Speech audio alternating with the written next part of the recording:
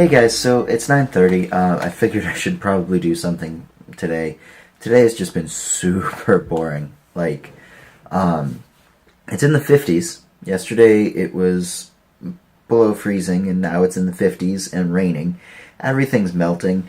This morning when I got up, the hill outside my window was covered in snow, and now there's barely any snow on it.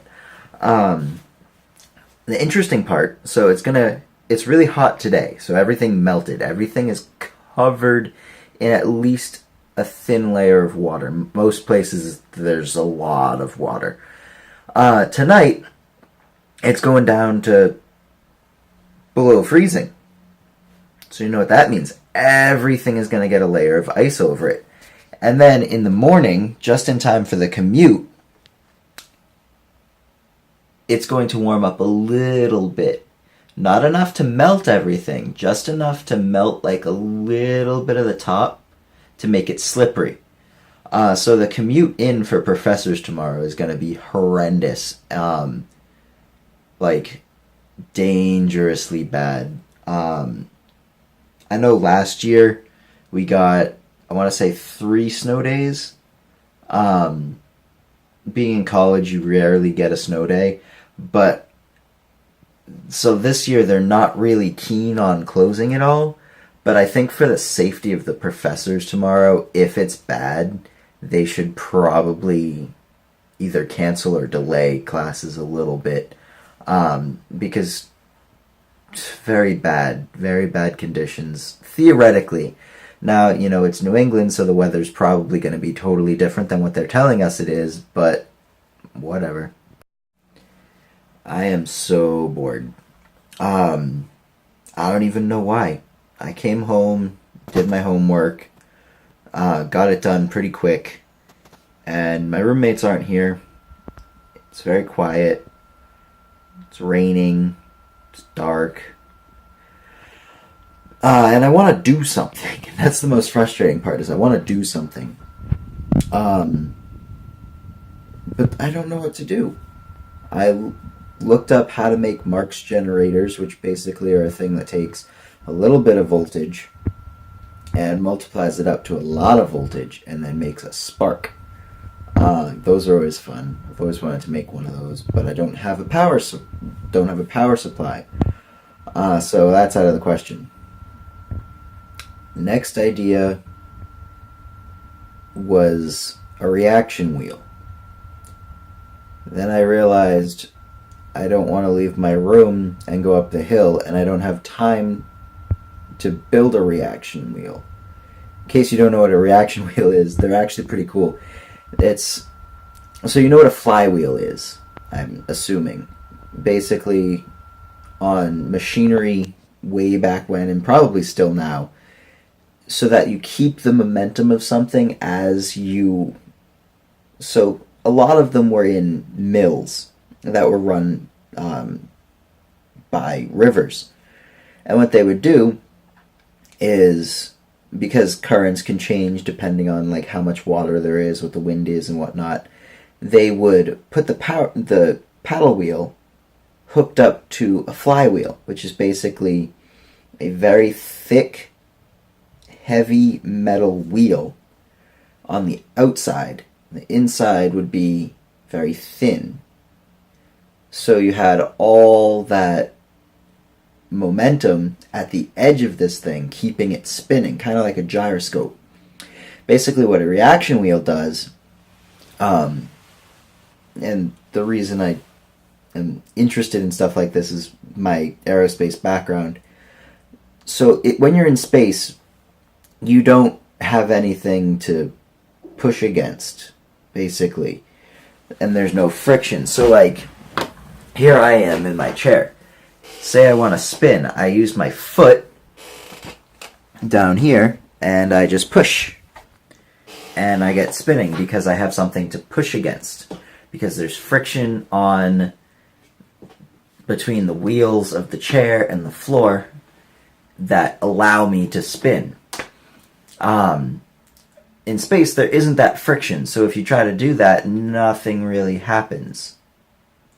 So in a lot of small spacecraft, and even rather large ones, you get wheels, and basically what those wheels are flywheels that spin around really fast, and you want to have the bearings that connect that wheel to your ship be almost frictionless, so that you can change the amount of friction on the wheel that like your spacecraft has on the wheel.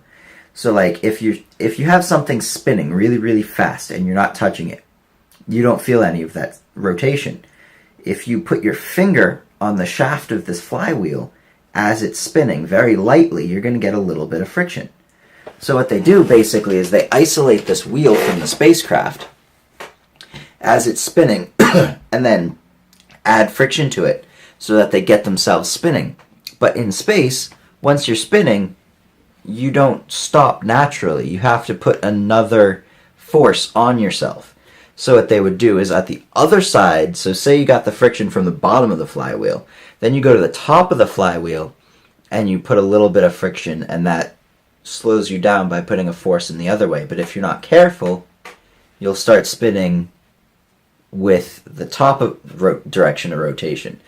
So it's all computerized and very intriguing, and you have basically one for each axis and stuff. And I might be wrong, this is just a theoretical